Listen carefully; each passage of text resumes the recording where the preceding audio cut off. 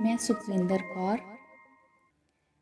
आओ ਆਪਾਂ सुनिए प्रोफैसर सविंदर सिंह उप्पल जी द्वारा लिखी हुई कहानी जन्मदिन। ज्यों ही जुगल प्रसाद दी 5 रुपए तनख्वाह वधी, उस अपने सब तो छोटे लड़के ज्योति नूं मुੱਢ ਤੋਂ ही अंग्रेजी पढ़ाई जाण वाले ते नवीआं विद्यक विਉਂਤਾਂ नाल चल रहे किसी स्कूल विच दाखल करवाउण दी चिर सोची सदर पूरी करनी चाही। वो अपनी पत्नी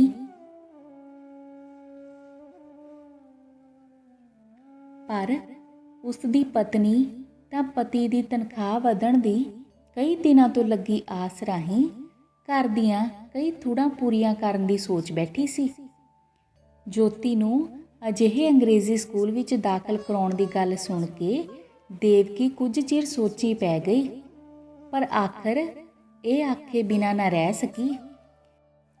मैं ते कहनी आ ज्योति नूं किसी छोटे मोटे स्कूल विच दाखल करा दिओ, असीं कित्थों भर सकने आ 5 रुपए महीना फीस। ओए भलीए लोके, ये जिहड़ी 5 रुपए तनख्वाह वधी है इहो समझी नहीं वधी। हाय हाय इंज ना आखो।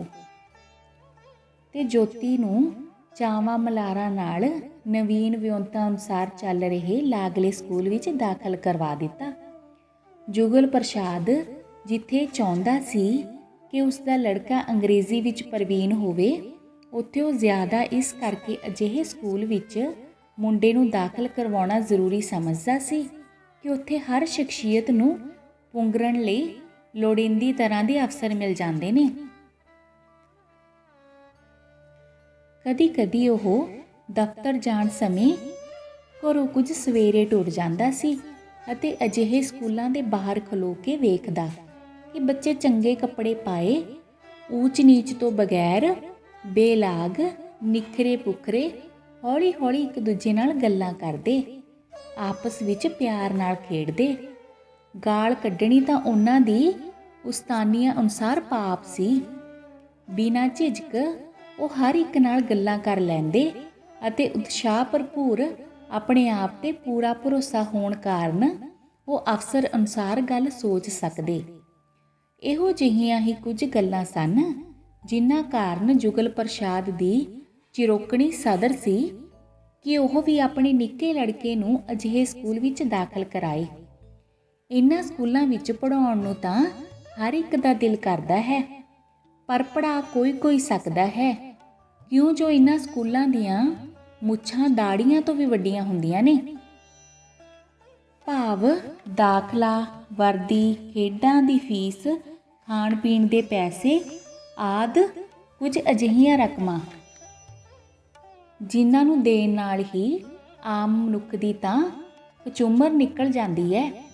पर जुगल प्रसाद इरादे दा बड़ा पक्का सी, इस करके ਉਹ इधरों मंग तंग के बड़ी मुश्किल नाल इकट्ठे किते 40 रुपए देण वेले जरा चूं चां ना कीती। मुंडे नूं स्कूल विच दाखल करवा के वो बहुत खुश होया। अज वो माण नाल टुर रहा सी। वो सोचदा ज्योति इहो जिहे निखरे ते साफ वातावरण विच पढ़ के ते बहुत ही लायक बनेगा। आज़ाद भारत दा ਉਹ ਇੱਕ ਬਹੁਤ ਵੱਡਾ ਤੇ ਚੰਗਾ ਅਫਸਰ ਬਣ ਜਾਵੇਗਾ। ਸਾਡੇ ਉੱਠ ਰਹੇ ਭਾਰਤ ਨੂੰ ਅਜਿਹੇ ਅਫਸਰਾਂ ਦੀ ਸਖਤ ਲੋੜ ਹੈ। ਸਾਡੇ ਭਾਰਤ ਲਈ ਜੋਤੀ ਜੋਤ ਬਣ ਕੇ ਵਿਖਾ ਦੇਗਾ। ਜੋਤੀ ਜਿੱਥੇ ਲਾਇਕ ਸੀ ਉੱਥੇ ਸੋਹਣਾ ਵੀ ਰੱਜ ਕੇ ਸੀ। ਉਸ ਦੀ ਉਸਤਾਨੀ ਸਾਫ਼ ਤੇ ਚਿੱਟੇ ਕੱਪੜਿਆਂ ਵਿੱਚ ਚਮਕੇ ਉਸ ਦੇ ਰੂਪ ਸੁੰਦਰ ਨਕਸ਼ਾਂ ਨੂੰ ਵੇਖ ਕੇ प्यार किते बिना नहीं रहा जा सकता सी। ओह उसका उचेचा ध्यान रखदी। महीने पिछों जदों उसका इम्तिहान होया तां ज्योति सारे जमातियां तो हर गल विच अगे सी। उसका प्रिंसीपल उसकी रिपोर्ट वेख के खुशी प्रगट करन लग्या ते नाल नाल जुगल प्रसाद नूं अजिहे काबल ते लायक सपुੱਤਰ दा प्यो होण उत्ते ਵਧਾਈ दे के खुश होया। ਹੁਣ ਤਾਂ जुगल प्रसाद अपने वर्गा खुशकिस्मत प्यो किसी होर नूं समझदा ही नहीं सी। ਦਫ਼ਤਰ ਵਿੱਚ ਉਹ ਆਪਣੇ ਕਲਰਕ ਸਾਥੀਆਂ ਨਾਲ ਜੋਤੀ ਦੀ ਲਿਆਕਤ ਬਾਰੇ ਗੱਲਾਂ ਬੜੇ ਮਾਣ ਨਾਲ ਕਰਦਾ ਅਤੇ ਘਰ ਵਿੱਚ ਉਹ ਬਾਕੀ ਦੇ ਧੀਆਂ ਪੁੱਤਰਾਂ ਨੂੰ ਜੋਤੀ ਵਰਗਾ ਲਾਇਕ ਬਣਨੇ ਦੀ ਪ੍ਰੇਰਨਾ ਦਿੰਦਾ। ਦੇਵਕੀ ਨੂੰ ਕਈ ਵਾਰ ਕਹਿੰਦਾ, ਮੈਂ ਕਹਿੰਦਾ ਨਹੀਂ ਸੀ ਹੁੰਦਾ ਕਿ ਜੋਤੀ ਸਾਰੇ ਖਾਨਦਾਨ ਦਾ ਨਾਂ ਰੌਸ਼ਨ ਕਰੇਗਾ। ਇਹ ਗੱਲ ਸੁਣ ਕੇ ਉਸ ਦੀ ਪਤਨੀ ਦੇਵਕੀ ਵੀ ਆਪਣੇ ਆਪ ਉੱਤੇ ਦਿਲ ਹੀ ਦਿਲ ਵਿੱਚ ਮਾਣ ਕਰਦੀ ਰਹਿੰਦੀ ਕਿ ਆਖਰ ਇਹੋ ਜਿਹਾ ਲਾਇਕ ਚੰਨ ਪੁੱਤਰ ਜੰਮਿਆ ਹੈ। ਹਾਲਾਂ 6 ਮਹੀਨੇ ਹੀ ਲੰਘੇ ਸਨ। ਇੱਕ ਦਿਨ ਜੋਤੀ ਪ੍ਰਿੰਸੀਪਲ ਦੀ ਇੱਕ ਚਿੱਠੀ ਲੈ ਆਇਆ। ਜੁਗਲ ਪ੍ਰਸਾਦ ਉਸ ਨੂੰ ਪੜ੍ਹਦਿਆਂ ਹੀ ਖਿੜਪੁੜ ਗਿਆ। ਮੈਂ ਕਿਹਾ, ਸੁਣਨੀ ਹੈ ਜੋਤੀ ਦੀ ਮਾਂ, ਇਹ ਵੇਖੋ। ਤੇ ਉਹ ਜੋਤੀ ਨੂੰ ਚੁੱਕ ਕੇ ਰਸੋਈ ਕਮਰੇ ਵਿੱਚ ਲੈ ਗਿਆ। ਉਹ ਜੋਤੀ ਨੂੰ ਪਿਆਰ ਤੇ ਪਿਆਰ ਦੇਈ ਜਾ ਰਿਹਾ ਸੀ, ਜਿਵੇਂ ਉਸਨੇ ਅੱਜ ਪਿਆਰ ਦੇਣ ਦੇ ਰਿਕਾਰਡ ਤੋੜ ਦੇਣੇ ਨੇ। ਜੋਤੀ ਵਿਚਾਰਾ ਹੈਰਾਨ ਤੇ ਪਰੇਸ਼ਾਨ ਪਿਓ ਦੇ ਮੂੰਹ ਵੱਲ ਦੇਖੀ ਜਾ ਰਿਹਾ ਸੀ। ਮੈਂ ਕਿਹਾ, ਜੀ ਗੱਲ ਤੇ ਦੱਸੋ, ਇਤਨਾ ਖੁਸ਼ ਕਿਸ ਗੱਲ ਤੋਂ ਹੁੰਦੇ ਪਏ ਹੋ? ਦੇਵਕੀ ਵੀ ਗੱਲ ਜਾਣ ਕੇ ਇਸ ਖੁਸ਼ੀ ਵਿੱਚ ਛੇਤੀ ਤੋਂ ਛੇਤੀ ਸ਼ਾਮਿਲ ਹੋਣ ਲਈ ਉਤਾਵਲੀ ਹੋ ਰਹੀ ਸੀ। ਚੱਲ ਕਮਰੇ ਵਿੱਚ ਚੱਲ, ਇਹ ਗੱਲ ਜ਼ਰਾ ਆਰਾਮ ਨਾਲ ਦੱਸਣ ਵਾਲੀ ਏ। ਤੇ ਜੁਗਲ ਪ੍ਰਸਾਦ ਜੋਤੀ ਨੂੰ ਉਸੇ ਤਰ੍ਹਾਂ ਚੁੱਕ ਕੇ ਕਮਰੇ ਵਿੱਚ ਆ ਗਿਆ। ਦੇਵਕੀ ਵੀ ਖੁਸ਼ੀ ਲਈ ਤਿਆਰ ਹੁੰਦੀ ਹੋਈ ਉਤਾਵਲੀ ਪਤੀ ਦੇ ਪਿੱਛੇ ਕਮਰੇ ਵਿੱਚ ਆ ਗਈ। ਜ਼ਰਾ ਮੰਜੇ ਤੇ ਬੈਠ ਜਾ, ਜੁਗਲ ਪ੍ਰਸਾਦ ਮੁਸਕਰਾਇਆ ਅਤੇ ਕੁਰਸੀ ਉੱਤੇ ਬੈਠ ਕੇ ਆਈ ਚਿੱਠੀ ਨੂੰ ਫਿਰ ਪੜ੍ਹਨ ਲਈ ਐਨਕਾਂ ਨੂੰ ਨੱਕ ਉੱਤੇ ਠੀਕ ਜਮਾਉਣ ਲੱਗ ਪਿਆ। ਇੱਕ ਅੱਧ ਮਿੰਟ ਲਈ ਉਹ ਅੰਗਰੇਜ਼ੀ ਵਿੱਚ ਲਿਖੀ ਚਿੱਠੀ ਨੂੰ ਫਿਰ ਪੜ੍ਹਦਾ ਰਿਹਾ ਤਾਂ ਜੋ ਸਾਰੀ ਦੀ ਸਾਰੀ ਖੁਸ਼ਖਬਰੀ ਨੂੰ ਆਪਣੀ ਜੀਵਨ ਸਾਥਣ ਨਾਲ ਸਾਂਝੀ ਕਰ ਦੇਵੇ। ਦੱਸੋ ਵੀ ਨਾ। ਫਿਰ ਦੇਵਕੀ ਨੇ ਇੰਜ ਮੁਸਕਰਾਉਂਦੇ ਆਖਿਆ ਜਿਵੇਂ ਉਸ ਤੋਂ ਹੋਣ ਵਾਲੀ ਹੋਰ ਉਡੀਕ ਅਸਹਿ ਹੋ ਰਹੀ ਹੋਵੇ। ਲੈ ਸੁਣ। ਤੇ ਫਿਰ ਉਹ ਐਨਕ ਉੱਚੀ ਕਰਕੇ ਹੌਲੀ ਹੌਲੀ ਦੇਵਕੀ ਨੂੰ ਸਮਝਾਉਂਦਿਆਂ ਕਿਹਾ, ਐਤਵਾਰ ਨੂੰ ਜੋਤੀ ਦੀ ਪ੍ਰਿੰਸੀਪਲ ਨੇ ਲਿਖਿਆ ਹੈ ਕਿ ਇਸ ਪ੍ਰਾਂਤ ਦੇ ਪ੍ਰਸਿੱਧ ਮੰਤਰੀ ਸ਼੍ਰੀ ਜਵਾਲਾ ਪ੍ਰਸਾਦ ਦਾ ਜਨਮ ਦਿਨ ਇੱਥੋਂ ਦੀ ਨਾਗਰਿਕ ਸਭਾ ਵੱਲੋਂ ਮਨਾਇਆ ਜਾ ਰਿਹਾ ਹੈ। ਸ਼ਹਿਰ ਦੇ 94 ਸਕੂਲਾਂ ਦੇ 2 ਲਾਇਕ ਵਿਦਿਆਰਥੀਆਂ ਨੂੰ ਇਸ ਮੌਕੇ ਉੱਤੇ ਮੰਤਰੀ ਜੀ ਮਿਲਣਾ ਪਸੰਦ ਕਰਨਗੇ। KG ਜਮਾਤ ਵਿੱਚੋਂ ਸਾਡੇ ਜੋਤੀ ਨੂੰ ਚੁਣਿਆ ਗਿਆ ਹੈ। ਇਹ ਉਹਨਾਂ ਨੂੰ ਹਾਰ ਪਾਏਗਾ। ਇਹ ਸੁਣਦਿਆਂ ਸਾਰ ਦੇਵਕੀ ਨੇ ਉੱਠ ਕੇ ਜੋਤੀ ਨੂੰ ਆਪਣੀ ਗੋਦ ਵਿੱਚ ਲੈ ਲਿਆ। ਇਹ ਮੇਰਾ ਲਾਲ ਜਾਏਗਾ, ਐਡੇ ਵੱਡੇ ਮੰਤਰੀ ਕੋਲ ਮੈਂ ਸਦਕੇ ਜਾਵਾਂ। ਫਿਰ ਉਹ ਘੁੱਟ ਕੇ ਜੋਤੀ ਨੂੰ ਛਾਤੀ ਨਾਲ ਲਾ ਲਿਆ। ਦੇਵਕੀ ਦਾ ਚਿਹਰਾ ਉਸ ਵੇਲੇ ਕਿਸੇ ਤੇਜਸਵੀ ਦੇ ਚਿਹਰੇ ਨਾਲੋਂ ਘੱਟ ਨਹੀਂ ਸੀ ਚਮਕ ਰਿਹਾ। ਪਤਨੀ ਨੂੰ ਖੁਸ਼ ਵੇਖ ਕੇ ਜੁਗਲ ਪ੍ਰਸਾਦ ਹੋਰ ਗਦਗਦ ਹੋ ਗਿਆ। ਜੋਤੀ ਨੇ ਅੱਜ ਉਸ ਦੀ ਗੱਲ ਰੱਖ ਲਈ। ਫਿਰ ਉਸ ਅੱਖਾਂ ਮੀਟ ਲਈਆਂ ਤਾਂ ਜੋ ਉਹ ਸਾਰੀ ਦੀ ਸਾਰੀ ਖੁਸ਼ੀ ਨੂੰ ਆਪਣੇ ਅੰਦਰ ਸਿੰਜਲ ਲਏ। ਪਰ ਝੱਟ ਹੀ ਅੱਖਾਂ ਖੋਲ ਕੇ ਉਸਨੇ ਦੇਵਕੀ ਨੂੰ ਆਖਿਆ, ਹਾਂ ਸੱਚ, ਮੈਂ ਤਾਂ ਤੈਨੂੰ ਦੱਸਣਾ ਹੀ ਭੁੱਲ ਗਿਆ ਕਿ ਜੋਤੀ ਲਈ ਕੁਝ ਖਾਸ ਤਰ੍ਹਾਂ ਦੇ ਕੱਪੜੇ ਤਿਆਰ ਕਰਨੇ ਨੇ ਉੱਥੇ ਪਾ ਕੇ ਜਾਣ ਲਈ। ਫਿਰ ਐਨਕ ਠੀਕ ਕਰਕੇ ਚਿੱਠੀ ਨੂੰ ਪੜ੍ਹਦਿਆਂ ਹੀ ਆਖਦਾ ਗਿਆ, ਚਿੱਟੀ ਕਮੀਜ਼, ਚਿੱਟੀ ਨਿੱਕਰ, ਚਿੱਟੀਆਂ ਜੁਰਾਬਾਂ ਤੇ ਇੱਕ ਸੁਨਹਿਰੀ ਹਾਰ। ਇਹ ਚੀਜ਼ਾਂ ਦੇ ਨਾਂ ਸੁਣਦਿਆਂ ਹੀ ਦੇਵਕੀ ਦੀ ਖੁਸ਼ੀ ਕਾਫੂਰ ਹੋ ਗਈ। ਉਸਦੇ ਮੂੰਹ ਉੱਤੇ ਆ ਰਿਹਾ ਖੇੜਾ ਉੱਥੇ ਹੀ ਰੁਕ ਗਿਆ ਤੇ ਫਿਰ ਹੌਲੀ ਹੌਲੀ ਖੇੜੇ ਦੀ ਥਾਂ ਚਿੰਤਾ, ਦੁੱਖ ਤੇ ਕਲੇਸ਼ ਨੇ ਮੱਲ ਲਈ। ਉਸ ਇੰਜ ਅਨੁਭਵ ਕੀਤਾ ਜਿਵੇਂ ਕਿ ਉਹ ਖੇੜੇ ਦੇ ਮਹਿਲ ਨੂੰ ਦੂਰੋਂ ਵੇਖ ਕੇ ਖੁਸ਼ ਹੋ ਗਈ ਸੀ ਅਤੇ ਜਿਉਂ ਹੀ ਉਸਨੇ ਖੁਸ਼ੀ ਉਸਦੇ ਅੰਦਰ ਪੈਰ ਧਰਨ ਲਈ ਚੁੱਕਿਆ, ਕਿਸੇ ਨੇ ਅਚਾਨਕ ਹੀ ਖੇੜੇ ਦੇ ਮਹਿਲ ਦਾ ਦਰਵਾਜ਼ਾ ਹੀ ਬੰਦ ਕਰ ਦਿੱਤਾ। ਕੀ ਗੱਲ ਹੈ, ਉਦਾਸ ਕਿਉਂ ਹੋ ਗਈ ਹੈ? ਜੁਗਲ ਪ੍ਰਸਾਦ ਨੂੰ ਇਸ ਖੁਸ਼ੀ ਦੀ ਘੜੀ ਸਮੇਂ ਉਸਦਾ ਬਿੱਲ ਬਤੌਰੀ ਵਰਗਾ ਮੂੰਹ ਜ਼ਰਾ ਨਾ ਪਾਇਆ। ਮੈਂ ਸੋਚਦੀ ਹਾਂ ਇਹਨਾਂ ਚੀਜ਼ਾਂ ਵਾਸਤੇ ਪੈਸੇ ਕਿੱਥੋਂ ਲਵਾਂਗੇ? ਅੱਜ ਤੇ ਮਹੀਨੇ ਦੀ 26 ਤਰੀਕ ਹੈ। ਘਰ ਮਸਾਂ 10-12 ਆਨੇ ਪਏ ਨੇ ਦਾਲ ਸਬਜ਼ੀ ਲਈ। ਹਾਲਾਂ ਤਾਂ ਪਿਛਲੇ ਮੰਗੇ 40 ਵੀ ਨਹੀਂ ਉਤਰੇ। ਇਸ ਕਰੜੀ ਅਸਲੀਅਤ ਨੇ ਤਾਂ ਜਿਵੇਂ ਜੁਗਲ ਪ੍ਰਸਾਦ ਨੂੰ ਹੀ ਪਟਕਾ ਕੇ ਹੇਠਾਂ ਮਾਰਿਆ ਹੋਵੇ। ਉਹ ਤਾਂ ਹਲਾਂ ਇੱਕ ਖੇੜੇ ਦੇ ਗਗਨ ਉੱਤੇ ਹੀ ਪਿਤਰੀ ਪਿਆਰ ਦੇ ਖੰਭ ਲਾਈ ਉਡਾਰੀਆਂ ਲਾਈ ਜਾ ਰਿਹਾ ਸੀ। ਉਸ ਦਾ ਇਸ ਜ਼ਰੂਰੀ ਪਾਸੇ ਪਹਿਲਾਂ ਧਿਆਨ ਹੀ ਨਹੀਂ ਸੀ ਗਿਆ। ਜਿਵੇਂ ਸਵਾਦਿਸ਼ਟ ਭੋਜਨ ਲਈ ਜਲਦੀ ਖਾਦਿਆਂ ਦੰਦਾਂ ਹੇਠਾਂ ਆ ਕੇ ਕੱਟੀ ਜੀਭ ਦਾ ਸਾਰੇ ਦੇ ਸਾਰੇ ਸਵਾਦ ਨੂੰ ਮਾਰ ਦੇਣਾ।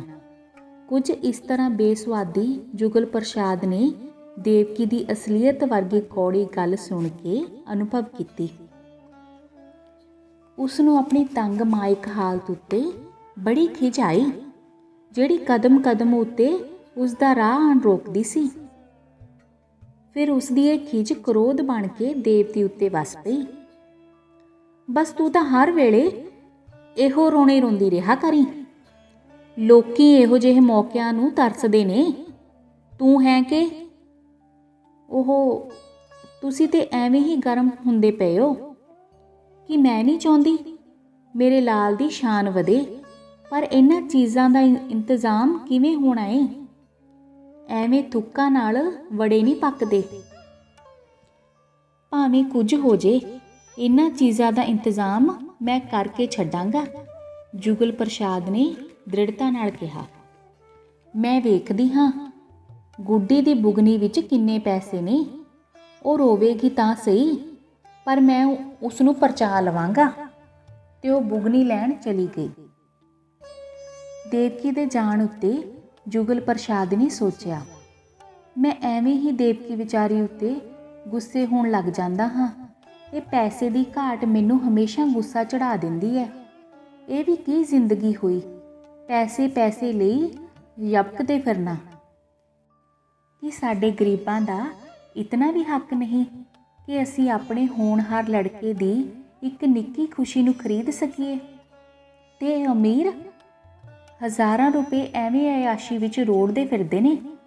ਅਸੀਂ ਗਰੀਬ ਉਤਨਾ ਚਿਰ ਨਹੀਂ ਉੱਠ ਸਕਾਂਗੇ ਜਿਤਨਾ ਚਿਰ ਅਸੀਂ ਆਪ ਯਤਨ ਨਹੀਂ ਕਰਦੇ। ਅਮੀਰ ਨੇ ਤਾਂ ਨਾ ਸਾਨੂੰ ਉਠਾਲਣਾ ਹੈ ਅਤੇ ਨਾ ਹੀ ਕਦੀ ਉੱਠਣ ਦੇਣਾ ਹੈ। ਫਿਰ ਉਸ ਦਾ ਧਿਆਨ ਦੇਵਕੀ ਵੱਲ ਗਿਆ, ਜਿਹੜੀ ਵਿਚਾਰੀ ਜਦੋਂ ਦੀ ਵਿਆਹੀ ਸੀ ਤੰਗੀ ਤੁਰਸ਼ੀ ਦੇ ਪੂੜਾਂ ਵਿੱਚ ਹੀ ਪਿਸ ਰਹੀ ਸੀ। ਹੁਣ ਉਸ ਦੇ ਮਨ ਵਿੱਚ ਦੇਵਕੀ ਲਈ ਵਧੇਰੇ ਤਰਸ ਆਇਆ। ਵਿਚਾਰੀ ਕੀ ਕਰੇ? ਬੜੀ ਮੁਸ਼ਕਿਲ ਨਾਲ 150 ਵਿੱਚ 5 ਬੱਚਿਆਂ ਨੂੰ ਪਾਲਦੀ ਏ। ਮੈਂ ਕਿਹਾ ਜੀ, ਗੁੱਡੀ ਦੀ ਬੁਗਨੀ 'ਚੋਂ 7 ਆਨੇ ਨਿਕਲੇ ਨੇ ਤੇ ਜੋਤੀ ਦੀ ਬੁਗਨੀ 'ਚੋਂ 12 ਆਨੇ। ਜੁਗਲ ਪ੍ਰਸਾਦ ਨੇ ਵੇਖਿਆ ਕਿ ਉਹ ਵਿਚਾਰੀ ਯਤਨ ਕਰ ਰਹੀ ਸੀ ਕਿ ਕਿਸੇ ਤਰ੍ਹਾਂ ਮੇਰਾ ਲਾਲ ਸਕੂਲ ਵਾਲਿਆਂ ਦੀ ਇੱਛਾ ਅਨੁਸਾਰ ਤਿਆਰ ਹੋ ਕੇ ਐਤਵਾਰ ਨੂੰ ਸਕੂਲ ਜਾ ਸਕੇ।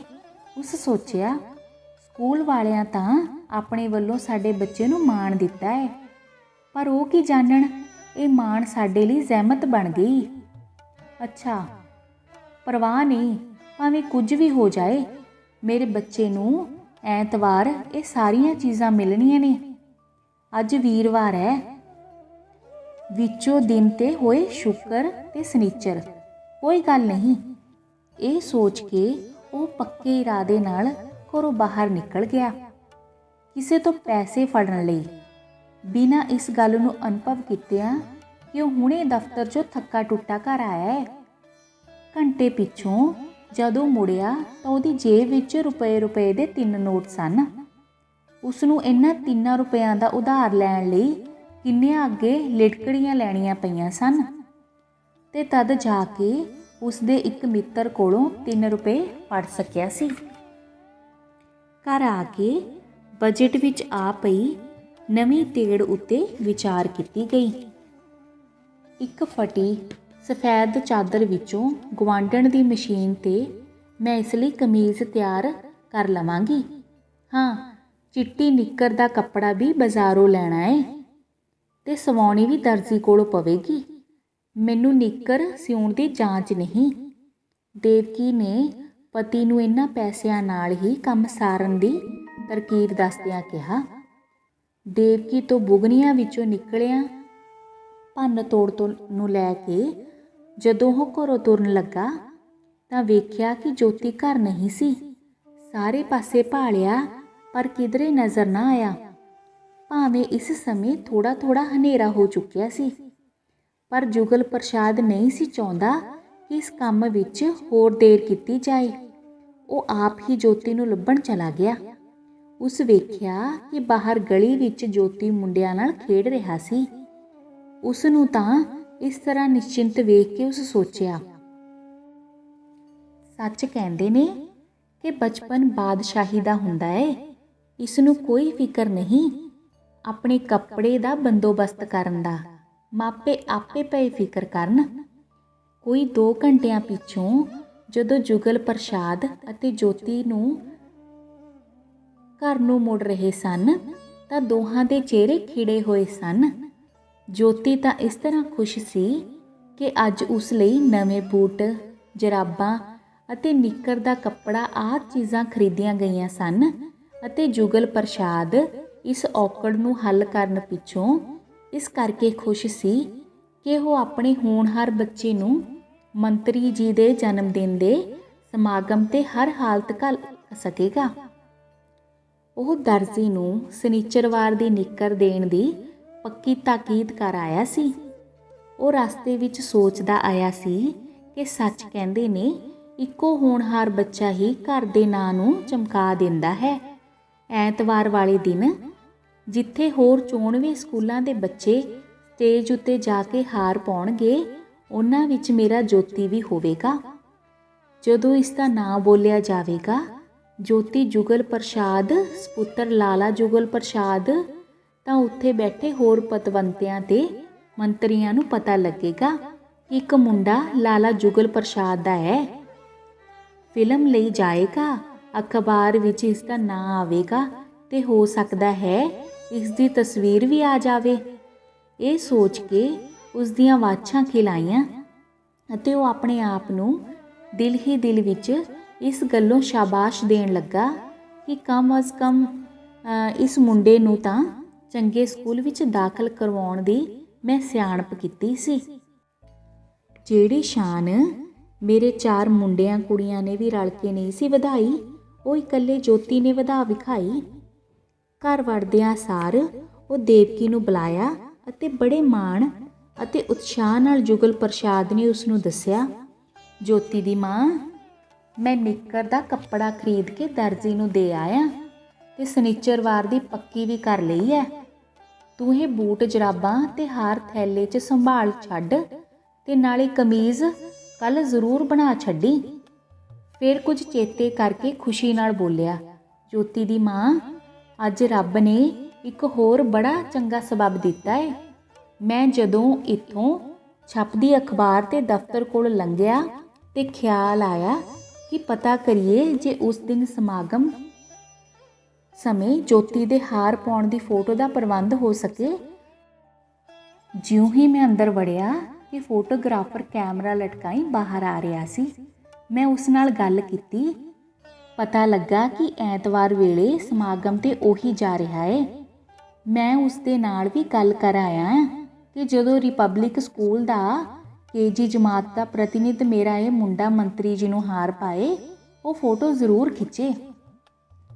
ਦੇਵਕੀ ਦੇ ਮੂੰਹ ਤੇ ਕੁਝ ਚਿੰਤਾ ਦੇ ਨਿਸ਼ਾਨ ਵੇਖ ਕੇ ਆਪਣੀ ਖੁਸ਼ੀ ਵਿੱਚ ਬਿਨਾਂ ਕੋਈ ਫਰਕ ਪੈਣ ਦਿੱਤਿਆਂ ਫਿਰ ਉਹ ਝੱਟ ਬੋਲਿਆ, ਬਾਕੀ ਰਹੀ ਪੈਸਿਆਂ ਦੀ ਗੱਲ, ਫੋਟੋ ਬਣਨ ਤੀਕ 1 ਤਰੀਕ ਹੋ ਜਾਣੀ ਹੈ। ਭਲੀਏ ਲੋਕੇ, ਰੱਬ ਆਪ ਕਰਦਾ ਏ ਗਰੀਬਾਂ ਦਾ ਕੰਮ। ਜੁਗਲ ਪ੍ਰਸਾਦ ਸਾਰੀ ਦੀ ਸਾਰੀ ਗੱਲ ਇੱਕੋ ਵਾਰ ਹੀ ਕਹਿ ਗਿਆ ਤੇ ਫਿਰ ਕਦੀ ਕਦੀ ਪ੍ਰਾਪਤ ਹੋਈ ਖੁਸ਼ੀ ਦੇ ਅਜਿਹੇ ਅਵਸਰ ਤੋਂ ਪੂਰਾ ਲਾਭ ਉਠਾਉਂਦਿਆਂ ਉਹ ਹੱਸ ਕੇ ਦੂਰਾ ਹੋਣ ਲੱਗਾ।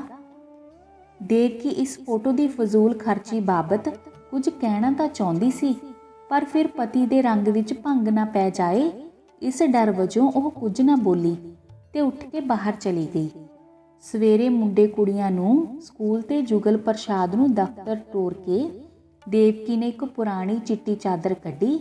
ਪਹਿਲਾਂ ਤਾਂ ਉਸ ਨੂੰ ਚੰਗੀ ਤਰ੍ਹਾਂ ਜਾਂਚਿਆ ਪੜਤਾਲਿਆ, ਫਿਰ ਜਾਂਚ ਕੀਤੀ ਅਤੇ ਸਾਰਾ ਦਿਨ ਮਗਜ਼ ਪੱਕੀ ਕਰਕੇ ਗੁਆਂਢਣ ਦੀ ਮਸ਼ੀਨ ਤੇ ਸ਼ਾਮ ਤੱਕ ਮੁਸ਼ਕਿਲ ਨਾਲ ਜੋਤੀ ਦੀ ਕਮੀਜ਼ ਤਿਆਰ ਕਰ ਲਈ।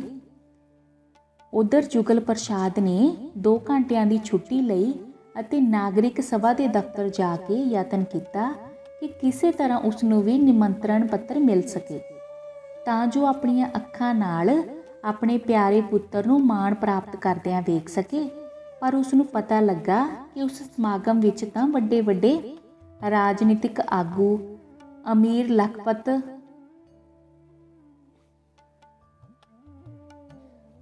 ਲੱਖਪਤੀਏ, ਵੱਡੇ ਵੱਡੇ ਅਫਸਰ ਤੇ ਕੁਝ ਸੱਦੇ ਗਏ ਬੱਚੇ ਹੀ ਜਾ ਸਕਦੇ ਹਨ। ਉਸ ਸੋਚਿਆ ਕਿ ਮੈਂ ਇਹਨਾਂ ਵਿੱਚੋਂ ਕਿਸੇ ਗਿਣਤੀ ਵਿੱਚ ਨਹੀਂ ਆਉਂਦਾ। ਵਿਚਾਰਾ ਦਿਲ ਦੀਆਂ ਉਮੰਗਾਂ ਦਿਲ ਵਿੱਚ ਹੀ ਦਬੋਚ ਕੇ ਰਹਿ ਗਿਆ। ਐਤਵਾਰ ਦਾ ਦਿਨ ਆਇਆ। ਅੱਜ ਸਾਰੇ ਟੱਬਰ ਨੂੰ ਜੋਤੀ ਉੱਤੇ ਮਾਣ ਸੀ, ਜਿਸ ਕਰਕੇ ਸਾਰੇ ਉਸ ਨੂੰ ਤਿਆਰ ਕਰਨ ਵਿੱਚ ਜੁਟ ਪਏ ਸਨ।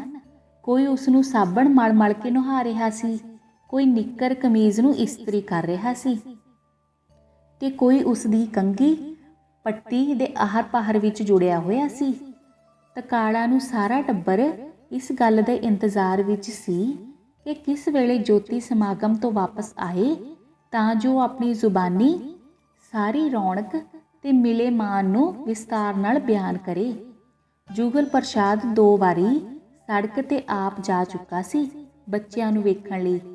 ਸੜਕ ਤੇ ਭੇਜਣ ਦਾ ਅੰਤ ਤਾਂ ਕੋਈ ਨਹੀਂ ਸੀ, ਪਰ ਹਾਲਾਂ ਤੀਕ ਉਹ ਪਰਤਿਆ ਨਹੀਂ ਸੀ।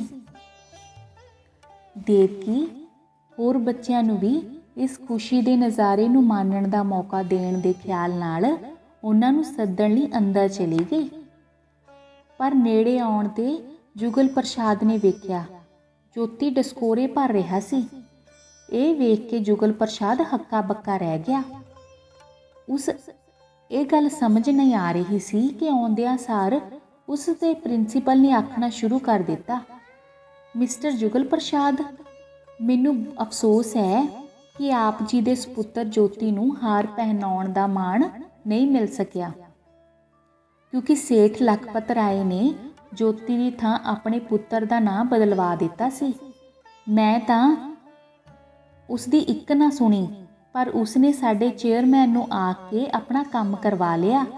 ਤੁਸੀਂ ਜਾਣਦੇ ਹੋ ਕਿ ਮੈਂ ਤਾਂ ਇੱਕ ਮੁਲਾਜ਼ਮ ਹੀ ਹਾਂ।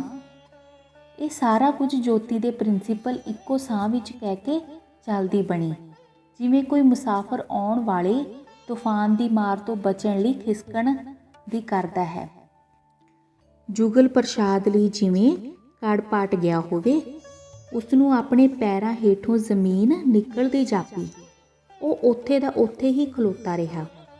ਉਸ ਇੰਜ ਮਹਿਸੂਸ ਕੀਤਾ ਜਿਵੇਂ ਕਿਸੇ ਮੋਟੀ ਗੋਗੜ ਵਾਲੇ ਨੇ ਉਸ ਦੇ ਅੰਦਰ ਪੈਟਰੋਲ ਛਿੜਕਣ ਪਿੱਛੋਂ ਤੀਲੀ ਬਾਲ ਕੇ ਉਸ ਦੀਆਂ ਸਦਰਾਂ ਤੇ ਉਮੰਗਾਂ ਨੂੰ ਫੂਕ ਦਿੱਤਾ ਹੈ।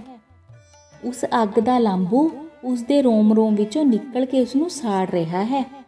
ਅਚਾਨਕ ਉਸ ਦੀਆਂ ਅੱਖਾਂ ਵਿੱਚ ਲਹੂ ਨਿਕਲ ਆਇਆ ਤੇ ਉਹ ਦ੍ਰਿੜਤਾ ਨਾਲ ਕੜਕਿਆ। ਅੱਜ ਉਸ ਮੰਤਰੀ ਦਾ ਜਨਮ ਦਿਨ ਨਹੀਂ, ਮੇਰਾ ਜਨਮ ਦਿਨ ਹੈ। ਮੇਰੀ ਸੁੱਤੀ ਜੁਰਤ ਤੇ ਦਲੇਰੀ ਦਾ ਜਨਮ ਦਿਨ ਹੈ। ਮੈਂ ਵੇਖਾਂਗਾ ਕਿਵੇਂ ਕੋਈ ਗਰੀਬਾਂ ਦੀਆਂ ਸਦਰਾਂ ਤੇ ਉਮੰਗਾਂ ਨੂੰ ਲਿਤਾੜਨ ਦੀ ਜੁਰਤ ਕਰੇਗਾ। ਬਾਹਰ ਆ ਕੇ ਦੇਵਕੀ ਤੇ ਹੋਰ ਬੱਚਿਆਂ ਨੇ ਜੋਤੀ ਨੂੰ ਡਸਕੋਰੇ ਭਰਦਿਆਂ ਅਤੇ ਜੁਗਲ ਪ੍ਰਸਾਦ ਨੂੰ ਜੋਸ਼ ਅਤੇ ਗੁੱਸੇ ਵਿੱਚ ਭੜਕਦਿਆਂ ਵੇਖਿਆ ਤਾਂ ਉਹਨਾਂ ਦੀਆਂ ਅੱਖਾਂ ਟੱਡੀਆਂ ਦੀਆਂ ਟੱਡੀਆਂ ਰਹਿ ਗਈਆਂ। ਧੰਨਵਾਦ।